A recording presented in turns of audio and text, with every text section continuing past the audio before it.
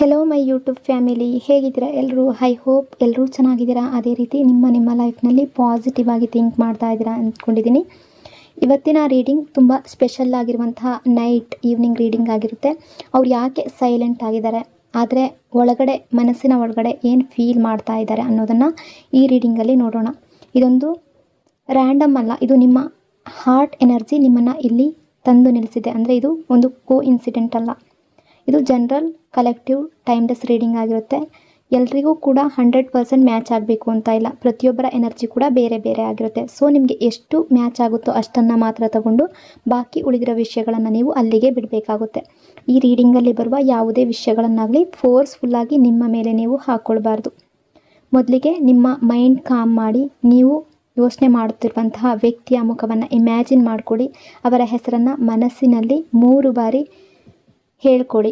Deep ಬ್ರೀತನ್ನು ತಗೊಂಡು ಯೂನಿವರ್ಸ್ಗೆ thank you ಹೇಳಿ grateful feel ಮಾಡ್ಕೊಳ್ಳಿ. ನನಗೆ ಕ್ಲಾರಿಟಿ ಬೇಕು, ನನಗೆ ಸತ್ಯ ಅನ್ನೋದು ಗೊತ್ತಾಗಲಿ ಅನ್ನೋ ಪ್ರೇ ಮಾಡ್ಕೊಳ್ಳಿ. ಕರೆಂಟ್ ಸಿಚುವೇಶನ್ ಸೈಲೆನ್ಸ್ ಮತ್ತು ಪೇಯ್ನ್ ಕಾಣ್ತಾ ಇದೆ.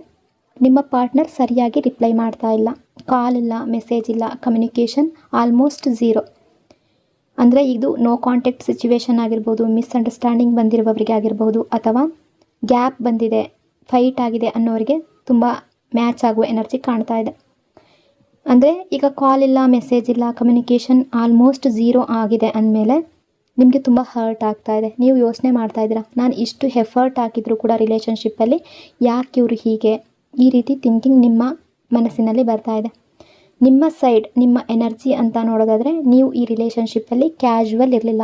ನೀವು ಟೈಮ್ ಕೊಟ್ರಿ, ಲವ್ ಕೊಟ್ರಿ, ಕೇರ್ ಕೊಟ್ರಿ, ರೆಸ್ಪೆಕ್ಟ್ ಕೊಟ್ಟಿದ್ದೀರಾ ಈ ವ್ಯಕ್ತಿಗೆ. ಫೈಟ್ ಆದರೂ ಕೂಡ ನೀವು ಫಿಕ್ಸ್ ಮಾಡೋದಕ್ಕೆ ಟ್ರೈ ಮಾಡಿದ್ದೀರಾ, ರಿಲೇಷನ್ಶಿಪ್ಪನ್ನು ಮತ್ತೆ ಬ್ಯಾಲೆನ್ಸ್ ಮಾಡೋದಕ್ಕೆ ಟ್ರೈ ಮಾಡಿದ್ದೀರಾ. ಈಗೋ ಬಿಟ್ಟು ಮುಂದೆ ಹೋಗಿದ್ದೀರಾ, ಬಟ್ ರಿಟರ್ನಲ್ಲಿ ನಿಮಗೆ ಸೈಲೆನ್ಸ್ ಅನ್ನೋದು ಸಿಕ್ಕಿದೆ. 6 ಆಫ್ ಕಪ್ಸ್ ಎನರ್ಜಿ ಇದೆ. ಇವರು ಪಾಸ್ಟಲ್ಲಿ ನಿಮ್ಮನ್ನು ತುಂಬ ಹರ್ಟ್ ಮಾಡಿದ್ದಾರೆ, ನಿಮಗೆ ನೋವು ಮಾಡಿದ್ದಾರೆ, ಏನೇ ಮಾಡಿರ್ಬೋದು. ರೀಸೆಂಟ್ ಪಾಸ್ಟಲ್ಲಿ ನಿಮ್ಮನ್ನು ದೂರ ಮಾಡ್ಕೊಂಡಿರ್ಬೋದು, ಬಟ್ ಈಗ ಅವರು ನಿಮ್ಮನ್ನು ನೆನಪಿಸ್ಕೊಳ್ತಾ ಇದ್ದಾರೆ. ಆ ಎನರ್ಜಿ ಕಾಣ್ತಾ ಇದೆ. ತುಂಬ ಜನರ ಎನರ್ಜಿ ಈ ರೀತಿ ರಿಫ್ಲೆಕ್ಟ್ ಆಗ್ತಾ ಇದೆ. ಪಾಸ್ಟ್ ಮೆಮೊರೀಸ್ ರಿಪೀಟ್ ಆಗ್ತಾ ಇದೆ. ನೀವು ಒಟ್ಟಿಗೆ ಇದ್ದ ಸಮಯ, ನಿಮ್ಮ ಮಾತು, ನಿಮ್ಮ ಕೇರ್, ಇವೆಲ್ಲ ಈಗ ಅವರಿಗೆ ಮಿಸ್ಸಿಂಗ್ ಆಗ್ತಾ ಇದೆ. ಎಕ್ಸ್ಪೆಷಲಿ ರಾತ್ರಿ ಟೈಮ್ನಲ್ಲಿ ನಿಮ್ಮ ನೆನಪು ಇನ್ನೂ ಸ್ಟ್ರಾಂಗ್ ಆಗಿ ಕಾಡ್ತಾ ಇದೆ. ನೀವು ರಾತ್ರಿ ಹೊತ್ತಿನಲ್ಲಿ ತುಂಬ ಜಾಸ್ತಿ ಮಾತಾಡಿರ್ಬೋದು, ಕಾಲ್ ಮೆಸೇಜ್ ಮಾಡ್ತಾ ಇರ್ಬೋದು, ಅದೆಲ್ಲವೂ ನೆನಪಾಗ್ತಾ ಇದೆ. ಈ ರಿಲೇಷನ್ಶಿಪ್ಪಲ್ಲಿ ನಿಮಗೆ ಹರ್ಟ್ ಆಗಿದೆ. ಸೊ 3 ಆಫ್ ಸ್ವಾರ್ಡ್ಸ್ ಎನರ್ಜಿ ಇದೆ. ಅವ್ರು ನಿಮಗೆ ನೋವು ಕೊಟ್ಟಿದ್ದಾರೆ, ಮಾತಿನಿಂದ ಇರ್ಬೋದು, ಬಿಹೇವಿಯರಿಂದ ಇರ್ಬೋದು, ಅಥವಾ ಸಡನ್ಲಿ ಡಿಸ್ಟೆನ್ಸ್ ಕ್ರಿಯೇಟ್ ಮಾಡಿರ್ಬೋದು. ಈ ವ್ಯಕ್ತಿ ನಿಮ್ಮನ್ನು ಇಗ್ನೋರ್ ಮಾಡಿದ್ದಾರೆ ಅನ್ನೋ ಫೀಲ್ ನಿಮಗೆ ಬಂದಿದೆ.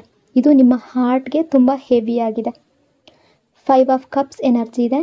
ಈಗ ಅವರು ರಿಗ್ರೆಟ್ ಫೀಲ್ ಮಾಡ್ತಾ ಇದ್ದಾರೆ. ನಾನು ತಪ್ಪು ಮಾಡಿದೆ ಅನ್ನೋ ರಿಯಲೈಸೇಷನ್ ಬಂದಿದೆ. ನಾನು ಈ ರೀತಿ ಮಾಡಬಾರ್ದಿತ್ತು, ಬಟ್ ಈಗ ಲೇಟ್ ಆಗಿದೆಯಾ ಅನ್ನೋ ಡೌಟ್ ಕೂಡ ಇದೆ. ಗಿಲ್ಟ್ ಫೀಲ್ ಮಾಡ್ತಾ ಇದ್ದಾರೆ. ದ ಹರ್ಮಿಟ್ ಎನರ್ಜಿ ಇದೆ. ಅವರು ಯಾಕೆ ಸೈಲೆಂಟ್ ಆಗಿದ್ದಾರೆ ಅಂತ ನೋಡೋಣ. ಅವರು ಒಳಗಡೆ ಪೇಯ್ನ್ ಅನುಭವಿಸ್ತಾ ಇದ್ದಾರೆ. ಸೆಲ್ಫ್ ರಿಫ್ಲೆಕ್ಷನ್ ಮೋಡ್ನಲ್ಲಿದ್ದಾರೆ. ನಾನು ಏನು ಮಾಡಿದೆ ಅನ್ನೋ ಯೋಚನೆ. ಹೊರಗಡೆ ಕಮ್ಯುನಿಕೇಷನ್ ಇಲ್ಲ, ಆದರೆ ಒಳಗಡೆ ಥಿಂಕಿಂಗ್ ಅನ್ನೋದು ಜಾಸ್ತಿ ಬರ್ತಾ ಇದೆ. 3 ಆಫ್ ಕಪ್ಸ್ ಎನರ್ಜಿ ಇದೆ. ಇಲ್ಲಿ ಕೆಲವರಿಗೆ, ಎಲ್ಲರಿಗೂ ಹೇಳ್ತಾ ಇಲ್ಲ, ಥರ್ಡ್ ಪಾರ್ಟಿ ಎನರ್ಜಿ ಕಾಣಿಸ್ತಾ ಇದೆ. ಇದು ಆಲ್ವೇಸ್ ಲವ್ ಅಂತ ಅಂದ್ಕೋಬೇಡಿ.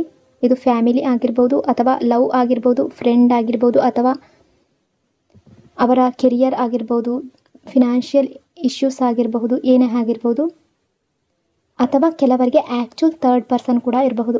ಈ ಕಾರಣದಿಂದ ಮಿಸ್ಅಂಡರ್ಸ್ಟ್ಯಾಂಡಿಂಗ್ ಅನ್ನೋದು ನಿಮ್ಮ ರಿಲೇಷನ್ಶಿಪ್ಪಲ್ಲಿ ಬಂದಿರಬಹುದು. ಡಿಸ್ಟೆನ್ಸ್ ಅನ್ನೋದು ಕ್ರಿಯೇಟ್ ಆಗಿರಬಹುದು. ಇನ್ನು ರಿಲೇಷನ್ಶಿಪ್ಪಲ್ಲಿ ಜಸ್ಟಿಸ್ ಎನರ್ಜಿ ಇದೆ. ಈಗ ಅವರಿಗೆ ಸ್ಲೋಲಿ ಸತ್ಯ ಏನು ಅನ್ನೋದು ಗೊತ್ತಾಗ್ತಾ ಇದೆ. ನಾನು ಮಾಡಿದ್ದು ತಪ್ಪು ಅನ್ನೋದು ಅವ್ರಿಗೆ ಗೊತ್ತಾಗ್ತಾ ಇದೆ. ರಿವರ್ಸ್ ಆಗ್ತಾ ಇದೆ ನಿಮ್ಮ ಪೇಯ್ನ್ ಅವ್ರಿಗೆ. ಅವರು ಮಾಡಿದ ತಪ್ಪು ಅವರಿಗೆ ಅರ್ಥ ಆಗ್ತಾ ಇದೆ. ಕರ್ಮ ಲೆಸನ್ ಕಲಿಸ್ತಾ ಇದೆ. 8 ಆಫ್ ಸ್ವಾರ್ಡ್ಸ್ ಎನರ್ಜಿ ಇದೆ. ಸ್ಟಕ್ ಆಗಿದ್ದಾರೆ ಸಿಚುವೇಷನಲ್ಲಿ. ಅವರಿಗೆ ಬರಬೇಕು ಅಂತ ಅನ್ನಿಸ್ತಾ ಇದೆ, ಬಟ್ ಸಿಚುವೇಶನ್ ಅಲೋ ಮಾಡ್ತಾ ಇಲ್ಲ. ಜಾಬ್ ಇಶ್ಯೂ ಇರಬಹುದು, ಫ್ಯಾಮಿಲಿಯ ಪ್ರೆಷರ್ ಇರಬಹುದು, ಕೆರಿಯರ್ ಟೆನ್ಷನ್ ಇರಬಹುದು, ಫಿನಾನ್ಷಿಯಲಿ ಪ್ರಾಬ್ಲಮ್ ಇರಬಹುದು. ಮೆಂಟಲಿ ಸ್ಟಕ್ ಆಗಿದ್ದಾರೆ. ಮೂವ್ ಮಾಡಬೇಕು ಅಂತ ಅನ್ನಿಸ್ತಾ ಇದೆ, ಬಟ್ ಮೂವ್ ಮಾಡೋದಕ್ಕೆ ಆಗ್ತಾ ಇಲ್ಲ. ಆ ಎನರ್ಜಿ ಕಾಣ್ತಾ ಇದೆ. ಪೇಜ್ ಆಫ್ ಸ್ವಾರ್ಡ್ಸ್ ಎನರ್ಜಿ ಇದೆ. ಪ್ಲ್ಯಾನಿಂಗ್. ಅವರು ನಿಮ್ಮನ್ನು ಅಬ್ಸರ್ವ್ ಮಾಡ್ತಾ ಇದ್ದಾರೆ. ಸೋಷಿಯಲ್ ಮೀಡಿಯಾದಲ್ಲಿ ಚೆಕ್ ಮಾಡ್ತಾ ಇದ್ದಾರೆ. ಯಾವ ರೀತಿ ಅಪ್ರೋಚ್ ಮಾಡಬೇಕು ಅಂತ ಥಿಂಕ್ ಮಾಡ್ತಾ ಇದ್ದಾರೆ. ಹೇಗೆ ಅಪ್ರೋಚ್ ಮಾಡಬೇಕು ಅನ್ನೋ ಪ್ಲ್ಯಾನ್ ಕೂಡ ಇದೆ. ಮೆಸೇಜ್ ಮಾಡಬೇಕು ಅಂತ ಅನ್ನಿಸ್ತಾ ಇದೆ. ಬಟ್ ರೈಟ್ ವರ್ಡ್ಸ್ ಅವ್ರಿಗೆ ಸಿಗ್ತಾ ಇಲ್ಲ, ರೈಟ್ ಟೈಮ್ ಅನ್ನೋದು ಸಿಗ್ತಾ ಇಲ್ಲ. ನೈಟ್ ಆಫ್ ಕಪ್ಸ್ ಎನರ್ಜಿ ಇದೆ. ಅವರು ಮತ್ತೆ ನಿಮ್ಮ ಲೈಫ್ಗೆ ಬರುವ ಪ್ಲ್ಯಾನ್ ಮಾಡ್ತಾ ಇದ್ದಾರೆ. ಅಪಾಲಜಿ ಕೇಳಬೇಕು ಅಂತ ಅನ್ನಿಸ್ತಾ ಇದೆ. ರಿಲೇಷನ್ಶಿಪ್ ಫಿಕ್ಸ್ ಮಾಡಬೇಕು ಅನ್ನೋ ಡಿಸೈರ್ ಇದೆ. ಬಟ್ ಟೈಮಿಂಗ್ ಮತ್ತು ಕರೇಜ್ ಇಶ್ಯೂ ಅನ್ನೋದು ಕಾಣ್ತಾ ಇದೆ. ಅಂದರೆ ಒಂದು ಎಕ್ಸಾಂಪಲ್, ಒಬ್ಬ ವ್ಯಕ್ತಿ ಒಂದು ಗಾಜಿನ ಪಾತ್ರೆಯನ್ನು ಕೈಯಲ್ಲಿ ಹಿಡ್ಕೊಂಡಿದ್ದ ಅಂದ್ಕೊಳ್ಳಿ. ಅವನು ಕೇರ್ಲೆಸ್ ಆಗಿ ಅದನ್ನು ಕೆಳಗಡೆ ಹಾಕಿಬಿಟ್ಟ, ಅದು ಹೊಡೆದೋಯ್ತು. ನಂತರ ಅವನು ರಿಯಲೈಸ್ ಮಾಡ್ದ ಇದು ಎಷ್ಟು ವ್ಯಾಲ್ಯೂಬಲ್ ಅಂತ. ಅವನು ಮತ್ತೆ ಪೀಸಸ್ ಸೇರಿಸಿ ಫಿಕ್ಸ್ ಮಾಡೋದಕ್ಕೆ ಟ್ರೈ ಮಾಡ್ದ. ಅದು ಒರಿಜಿನಲ್ ಥರ ಆಗುತ್ತಾ? ಬಟ್ ಕೇರ್ ಇದ್ದರೆ ಮತ್ತೆ ಯೂಸ್ ಮಾಡ್ಕೊಳ್ಬಹುದಿತ್ತು ಅಲ್ವಾ? ಅವನು ಕೇರಾಗಿ ಮೊದಲೇ ಅದನ್ನು ಹಿಡ್ಕೊಂಡಿದ್ರೆ ಅದು ಏನೂ ಆಗ್ತಾ ಇರಲಿಲ್ಲ. ಹಾಗೆ ರಿಲೇಷನ್ಶಿಪ್ ಕೂಡ ಬ್ರೇಕ್ ಆಗ್ಬೋದು, ಬಟ್ ಎಫರ್ಟ್ ಇದ್ದರೆ ರಿಪೇರ್ ಕೂಡ ಆಗುತ್ತೆ. ಸೊ ಆ ವ್ಯಕ್ತಿ ಅದರ ಬಗ್ಗೆ ಥಿಂಕ್ ಮಾಡ್ತಾ ಇದ್ದಾರೆ, ನಿಮ್ಮ ಬಗ್ಗೆ ಯೋಚನೆ ಮಾಡ್ತಾ ಇದ್ದಾರೆ ಅನ್ನೋ ಎನರ್ಜಿ ಇದೆ. ಅವರು ನಿಮ್ಮನ್ನು ಪೂರ್ತಿಯಾಗಿ ಫರ್ಗೆಟ್ ಮಾಡಿಲ್ಲ, ಅವ್ರು ನಿಮ್ಮನ್ನು ಹರ್ಟ್ ಮಾಡಿದ್ದಕ್ಕೆ ರಿಗ್ರೆಟ್ ಇದೆ. ಅವ್ರು ಮತ್ತೆ ಕನೆಕ್ಟ್ ಆಗಬೇಕು ಅಂತ ಅನ್ನಿಸ್ತಾ ಇದೆ ಅವ್ರಿಗೆ. ಬಟ್ ಸಿಚುವೇಶನ್ ಫಿಯರ್ ಅವರನ್ನು ಹೋಲ್ಡ್ ಮಾಡ್ತಾ ಇದೆ. ನಿಮ್ಮ ಎನರ್ಜಿ ಪ್ರಕಾರ ನೀವು ಈಗ ಹರ್ಟ್ ಆಗಿದ್ದೀರಾ, ಅಥವಾ ರೀಸೆಂಟ್ ಪಾಸ್ಟಲ್ಲಿ ಕೂಡ ಹರ್ಟ್ ಆಗಿದ್ದೀರಾ. ನಾನು ಇಷ್ಟೆಲ್ಲ ಎಫರ್ಟ್ ಹಾಕ್ತೆ ಬಟ್ ನನಗೆ ರೆಸ್ಪೆಕ್ಟ್ ಸಿಗಲಿಲ್ಲ ಅನ್ನೋ ಫೀಲ್ ಇದೆ. ಕೆಲವೊಮ್ಮೆ ನನಗೆ ಈ ರಿಲೇಷನ್ಶಿಪ್ ಬೇಡವೇ ಬೇಡ ಅಂತ ನಿಮಗೆ ಅನ್ನಿಸ್ತಾ ಇದೆ. ಕೆಲವೊಮ್ಮೆ ಅವ್ರು ಮತ್ತೆ ಬರ್ತಾರೆ ಅಂತ ಅನ್ನಿಸ್ತಾ ಇದೆ. ಅಂದರೆ ನಿಮ್ಮ ಎನರ್ಜಿಯ ಪ್ರಕಾರ ನೀವು ಜೆನ್ಯೂನ್ ಆಗಿ ಈ ವ್ಯಕ್ತಿಗೆ ಲವ್ ಕೊಟ್ಟಿದ್ದೀರಾ, ಬಟ್ ಪೇಯ್ನ್ ಅನ್ನೋದು ನಿಮಗೆ ತುಂಬ ಸಿಕ್ಕಿದೆ. ಅಂದರೆ ನೀವು ಕ್ಯಾಶುವಲ್ ಆಗಿ ಇರಲಿಲ್ಲ, ನಿಮ್ಮ ಫೀಲಿಂಗ್ಸನ್ನು ನೀವು ಹೈಡ್ ಮಾಡಲಿಲ್ಲ. ಫೈಟ್ ಆದರೂ ಕೂಡ ನೀವು ತುಂಬ ಆ ವ್ಯಕ್ತಿಗಾಗಿ ಆ ವ್ಯಕ್ತಿಯ ಹಿಂದೆ ಹೋದ್ರಿ, ಆ ವ್ಯಕ್ತಿಯನ್ನು ಚೇಸ್ ಮಾಡಿದ್ರಿ, ಕಾಲ್ ಮೆಸೇಜ್ಗಾಗಿ ಕಾಯ್ತಾ ಇದ್ರಿ. ನೀವು ಒಟ್ಟಿಗೆ ಕಳೆದ ಕ್ಷಣಗಳು, ನಿಮ್ಮ ಮಾತುಗಳು, ನೀವು ಮತ್ತು ಅವರು ಒಟ್ಟಿಗೆ ಮಾತಾಡಿದ ಮಾತುಗಳು ಎಲ್ಲವೂ ನಿಮಗೆ ನೆನಪಾಗ್ತಾ ಇತ್ತು. ರಾತ್ರಿ ಹೊತ್ತು ನೀವು ಕೂಡ ತುಂಬ ಪೇಯ್ನ್ ಫೀಲ್ ಮಾಡ್ಕೊಂಡಿದ್ದೀರಾ, ಅಥವಾ ಡೇ ಆ್ಯಂಡ್ ನೈಟ್ ಎರಡೂ ಟೈಮ್ನಲ್ಲೂ ಕೂಡ ನೀವು ಈ ವ್ಯಕ್ತಿಯ ಬಗ್ಗೆ ಯೋಚನೆ ಮಾಡಿದ್ದೀರಾ. ನೀವು ಯಾವ ರೀತಿ ಎಫರ್ಟ್ ಹಾಕಿದ್ರಿ ಅಂದರೆ ನೀವು ಅವರಿಗಾಗಿ ತುಂಬ ವೆಯ್ಟ್ ಮಾಡಿದ್ದೀರಾ. ಅವರು ಬ್ಯುಸಿ ಇದ್ದರೂ ಕೂಡ ನೀವು ಅರ್ಥ ಮಾಡ್ಕೊಂಡ್ರಿ. ಕೆಲವು ಸಲ ಅವರು ರಿಪ್ಲೈ ಲೇಟ್ ಆದರೂ ಕೂಡ ನೀವು ಫೈಟ್ ಮಾಡೋದು ಬಿಟ್ಟು ಅಡ್ಜಸ್ಟ್ ಆಗಿದ್ದೀರಾ. ಅವ್ರು ದೂರ ಹೋಗ್ತಾ ಇದ್ದಾಗ ನೀವು ಹತ್ತಿರ ಹೋಗೋದಕ್ಕೆ ಟ್ರೈ ಮಾಡಿದ್ದೀರಾ. ಮಿಸ್ಅಂಡರ್ಸ್ಟ್ಯಾಂಡಿಂಗ್ ಬಂದಾಗ ನೀವು ಸಾಲ್ವ್ ಮಾಡೋದಕ್ಕೆ ಮುಂದೆ ಹೋಗಿದ್ದೀರಾ. ನಿಮ್ಮ ಈಗೋ ಬಿಟ್ಟು ಈ ರಿಲೇಷನ್ಶಿಪ್ ಉಳಿಬೇಕು ಅನ್ನೋದು ಚೂಸ್ ಮಾಡಿದ್ದೀರಾ. ನೀವು ಸೈಲೆಂಟ್ ನೈಟ್ಸ್ ಫೀಲಿಂಗನ್ನು ಅನುಭವಿಸಿದ್ದೀರಾ. ಫೋನ್ ನೋಡ್ತಾ ವೆಯ್ಟ್ ಮಾಡಿದ್ದೀರಾ, ಮೆಸೇಜ್ ಬರ್ತಾ ಇದೆಯಾ ಅಂತ ರಿಪೀಟಾಗಿ ಚೆಕ್ ಮಾಡಿದ್ದೀರಾ. ಕೆಲವೊಮ್ಮೆ ನಿಮಗೆ ಅಳಬೇಕು ಅಂತ ಅನ್ನಿಸ್ತಾ ಇರುತ್ತೆ, ಬಟ್ ನೀವು ಸ್ಟ್ರಾಂಗ್ ಆಗಿ ಯಾವಾಗಲೂ ಕಾಯ್ತಾ ಇದ್ರಿ. ಆ ಎನರ್ಜಿ ಇದೆ. ಬ್ಯಾಲೆನ್ಸ್ ಇಶ್ಯೂ ಅನ್ನೋದು, ಈ ರಿಲೇಷನ್ಶಿಪ್ಪಲ್ಲಿ ಬ್ಯಾಲೆನ್ಸ್ ಇರಲಿಲ್ಲ. ನೀವು ಹೆಚ್ಚು ಲವ್ ಕೊಟ್ಟರೆ, ಹೆಚ್ಚು ಕೇರ್ ಕೊಟ್ಟರೆ, ಬಟ್ ಸೇಮ್ ಲೆವೆಲ್ ನಿಮಗೆ ರಿಟರ್ನ್ ಸಿಗಲಿಲ್ಲ. ಆದರೂ ನೀವು ಗಿವ್ ಅಪ್ ಮಾಡಲಿಲ್ಲ. ತುಂಬ ಕಾದಿದ್ದೀರಾ, ತುಂಬ ವೆಯ್ಟ್ ಮಾಡಿದ್ದೀರಾ. ನಿಮ್ಮ ಲವ್ ಸೆಲ್ಫಿಶ್ ಆಗಿರಲಿಲ್ಲ. ನನಗೆ ಏನು ಸಿಗುತ್ತೆ ಅಂತ ನೀವು ಯೋಚನೆ ಮಾಡಲಿಲ್ಲ. ಅವರು ಹ್ಯಾಪಿ ಇರಬೇಕು ಅನ್ನೋದು ನಿಮಗೆ ಇಂಪಾರ್ಟೆಂಟ್ ಆಗಿತ್ತು. ಇದೇ ನಿಮ್ಮ ಬಿಗ್ಗೆಸ್ಟ್ ಸ್ಟ್ರೆಂತ್. ಆದರೆ ನೀವು ಎಷ್ಟೇ ಎಫರ್ಟ್ ಹಾಕಿದರೂ ನಿಮ್ಮ ವ್ಯಾಲ್ಯೂ ಅರ್ಥ ಮಾಡ್ಕೊಳ್ಳೋದು ಅವರ ರೆಸ್ಪಾನ್ಸಿಬಿಲಿಟಿ ಆಗಿತ್ತು. ಅವರು ಅದನ್ನು ಮಾಡಿಕೊಡ್ಲಿಲ್ಲ.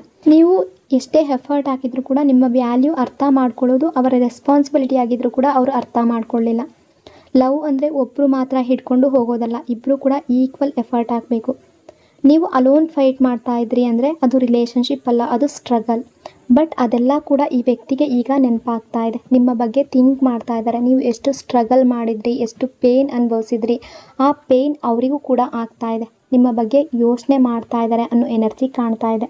ನೈಟ್ ಟೈಮ್ನಲ್ಲಿ ನಿಮ್ಮ ಎನರ್ಜಿ ಅವ್ರಿಗೆ ತಾಕ್ತಾ ಇದೆ. ಅಂದರೆ ನಿಮ್ಮ ನೋವು ಏನಿದೆ ಅದು ಅವರ ಮನಸ್ಸಿಗೆ ರಿಪೀಟಾಗಿ ಬರ್ತಾ ಇದೆ. ನೀವು ಎಷ್ಟು ಎಫರ್ಟ್ ಹಾಕಿದ್ರಿ ಅದರ ಬಗ್ಗೆ ಥಿಂಕ್ ಮಾಡ್ತಾ ಇದ್ದಾರೆ. ಈ ರಿಲೇಷನ್ಶಿಪ್ಪಲ್ಲಿ ಮತ್ತೆ ಬರಬೇಕು, ಮತ್ತೆ ಒಂದು ಅವಕಾಶ ಬೇಕು ಅನ್ನೋ ರೀತಿ ಥಿಂಕ್ ಮಾಡ್ತಾ ಇದ್ದಾರೆ.